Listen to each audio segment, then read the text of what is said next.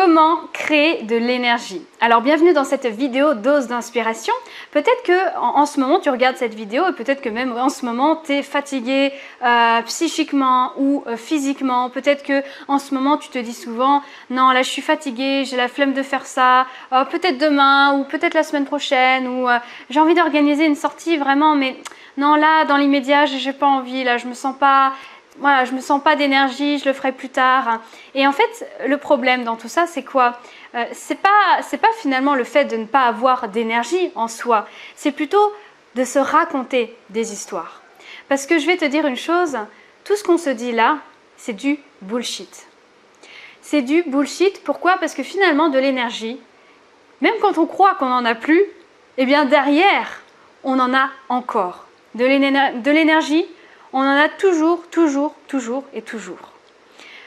Je vais te raconter une histoire, une expérience là, que j'ai vécue récemment pour mon anniversaire. J'ai organisé un parcours d'acrobranche avec des amis et ça tombait vraiment très mal ce jour-là parce que du coup, non seulement j'étais fatiguée mentalement parce que j'avais beaucoup travaillé les derniers jours, j'étais fatiguée physiquement parce que j'avais des grosses courbatures suite à un cours de yoga très intensif que j'avais pris dernièrement.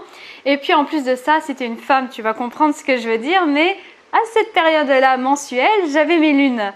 Donc disons que tout ce petit trio-là, c'était pas forcément en ma faveur pour ce parcours d'acrobranche. Mais bon, comme j'avais prévu, il y avait des amis qui m'attendaient, c'était mon anniversaire, je ne pouvais pas repousser. Et donc, au moment où je commence le parcours d'acrobranche, là je sens que je ne vais pas y arriver. Je sens que physiquement je ne suis pas capable, que je ne vais pas tenir sur mes jambes, que je me sens fatiguée. Et le pire, c'est que je m'auto-persuade vraiment que je suis fatiguée, que je ne vais pas y arriver. Je me raconte cette histoire en boucle et cette histoire-là, je la raconte à voix haute à mon ami qui m'attend à l'autre bout du parcours. Et en fait, juste pour te raconter un petit peu qu'est-ce que c'est que l'acrobranche, et vraiment cette histoire-là, on peut vraiment l'écouter aussi d'une manière plus philosophique, dans le sens où dans l'acrobranche, ça te demande de l'attention, ça te demande de la force musculaire, de la force physique, et ça te demande de l'équilibre.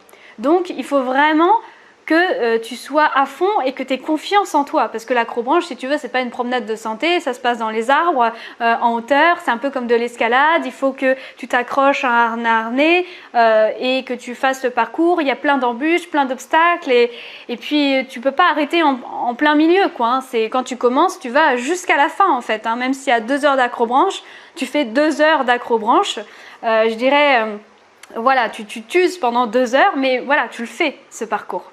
Et donc, à un moment donné, je regardais s'il n'y avait pas, dans le parcours de l'acrobranche, peut-être une sortie quelque part ou une autre entrée plutôt où je pouvais commencer le parcours.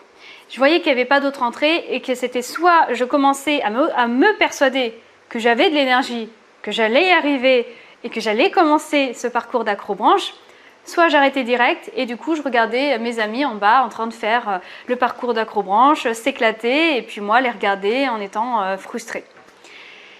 Et du coup, la première chose que je t'invite à mettre en place, c'est déjà de mettre ton mental sur off. Là, il y a un moment donné, il ne faut plus réfléchir.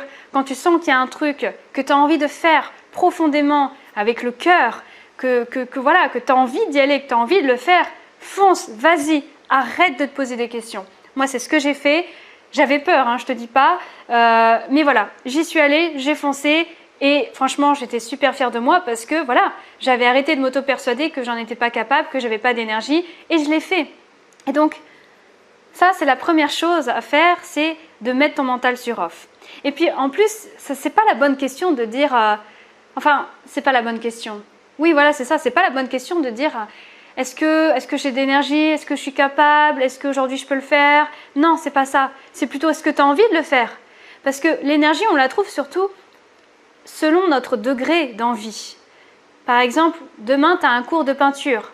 Tu vas peut-être te dire, non, j'ai un petit peu la flemme aujourd'hui, je suis un petit peu fatiguée, peut-être que j'irai la semaine prochaine. Non, c'est pas ça qu'il faut te poser comme question. C'est de dire, mais est-ce que j'ai vraiment envie d'y aller à ce cours de peinture? Est-ce que ça va vraiment m'apporter ce que je recherche en ce moment dans cette période de ma vie? Est-ce que je vais pouvoir explorer ma créativité? Est-ce que je vais pouvoir rencontrer de nouvelles personnes? Est-ce que ça va m'apporter autant que si je resterais chez moi et que je me reposerais? Il n'y a pas de mauvaise réponse, attention, hein. Tu peux aussi très bien rester, te reposer chez toi et passer un bon moment. Mais le tout, c'est de te poser la bonne question par rapport à ça. Ensuite, la deuxième chose à faire, c'est de te mettre en mouvement. Plus tu te mets en mouvement et plus tu attires l'énergie à toi.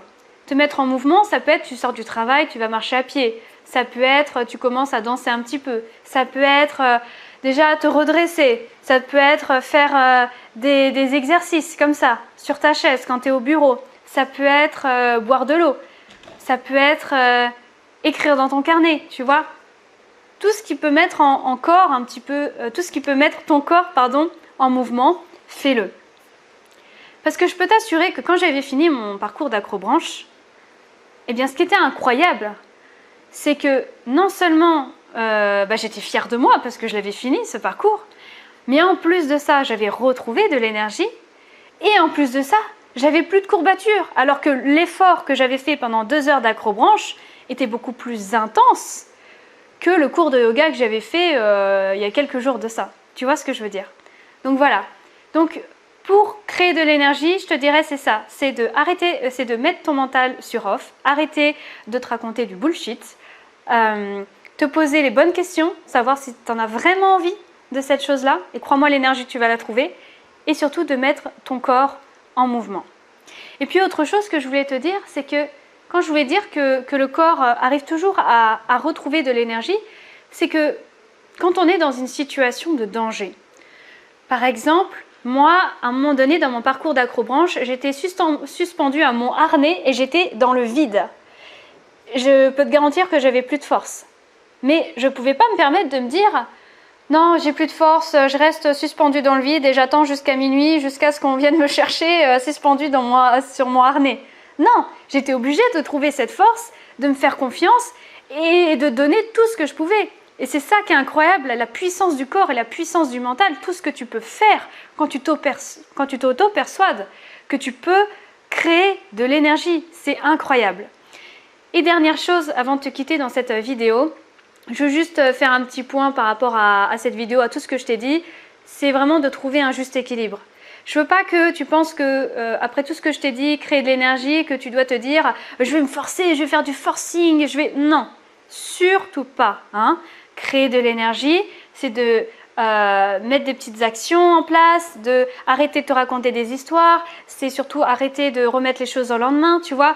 Mais surtout, qu'on soit bien clair, écoute-toi, écoute ton corps, écoute tes envies et fais les choses petit à petit comme tu le sens, ok?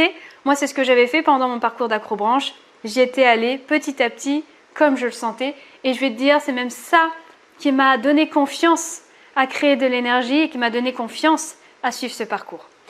Si tu veux aller plus loin pour créer de l'énergie, moi sinon j'ai fait une formation gratuite Vita Lumière de 4 jours que tu pourras retrouver dans la description sous la vidéo. Ça va te permettre aussi de libérer ton plein potentiel féminin et de retrouver un équilibre dans ta vie pro et perso. Et puis bien sûr, laisse-moi en commentaire sous la vidéo, je sais pas, tous les moments là en ce moment où tu as du mal à créer de l'énergie, à retrouver de l'énergie, et moi je vais essayer de te répondre en commentaire, comment tu peux créer de l'énergie face à ces objectifs, face à ces situations de ta vie. Et puis bien sûr, si tu veux m'en parler de vive voix, tu peux me contacter. Je te mettrai le lien où tu peux me contacter en description sous la vidéo. Si tu as envie d'aller beaucoup plus loin, si tu as envie d'être accompagné, coaché dans ce processus, être fier de toi et voilà, et libérer ton plein potentiel féminin. Sur ce, moi je te dis à très vite dans une nouvelle vidéo Dose d'inspiration et prends soin de toi.